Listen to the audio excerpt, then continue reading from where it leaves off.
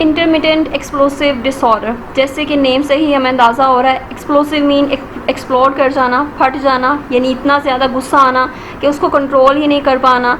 सो ये जो कंडीशन होती है, यानी आउट ऑफ योर कंट्रोल आप गुस्से में हो जाते हैं, और गुस्सा भी बहुत मामूली सी बातों पे आ रहा होता है। ये नहीं कि कोई बड़ी बात है जिस पर बहुत गुस्सा आ गया है, बल्कि छोटी सी बात पे भी, नॉर्मल सी बात पे भी इंतहाई गुस्सा आना, और अपने आप के लिए भी डेंजरस होना, दूसरों के लिए भी डेंजरस होना, और दूसरों को भी हार्म करना, हार्म पहुंचाना, यानी दूसरों को भी नुकसान पहुंचाना, दूसरों की चीज़ें तोड़ देना, या फिर इतना ज़्यादा फिज़िकली वायलेंट हो जाना, बहुत ज़्यादा शाउट करना, गुस्से से चीखना, चिल्लाना। तो ये जो है एक्सप्लोसिव डिसऑर्डर जो है वो बच्चों में भी होता है, टीनेजर्स में होता है। इसमें यही आपके आपको एपिसोड्स होते हैं, एक्सट्रीम एंगर होता है, बहुत ज़्यादा अग्रेसिव होते हैं, और वो गुस्सा जो है वो आपको कभी भी आ सकता है, कहीं पर भी आ सकता है, मामूली सी बात पर आ सकता है।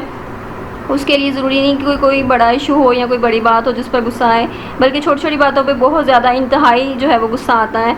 और ये जो आउटबर्स्ट हैं ये आपकी सिचुएशन से इरेलीवेंट नहीं होते, प्रोपोर्शनेट नहीं होते, बल्कि डिसप्रोपोर्शनेट होते हैं। इट मीन्स कि आपकी सिचुएशन है वो इतनी ज़्यादा नहीं थी जितना ज़्यादा आप वहाँ पर अग्रेसिव हो गए हैं। सो इस यहाँ पर जो पर्सन है बाद में गिल्टी फील करता है कि उसने कुछ ज़्यादा गुस्सा कर दिया है, हालांकि सिचुएशन जो है वो इतनी ज़्यादा नहीं थी, या जो इवेंट था वो इतना ज़्यादा नहीं था रिएक्ट करने वाला जितना इन्होंने कर दिया।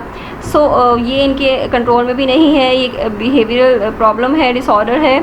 एंड ये भी ट्रीट हो सकता है, इसकी अर्ली जो है वो इंटरवेंशन अगर हो जाए, अर्ली इवैल्यूएशन हो जाए तो इंटरवेंशन होती है, ट्रीटमेंट होता है, आफ्टर दैट इस डिसऑर्डर को ट्रीट किया जाता है, सो दैट वो इंडिविजुअल जो है एक नॉर्मल हेल्दी लाइफ की तरफ आ सके और हेल्दी रिलेशनशिप जो है वो बिल्ड कर सके। And this was about the intermittent explosive disorder, and this was just an overview about this disorder, and we will discover more disorders in next videos. Till then, take care.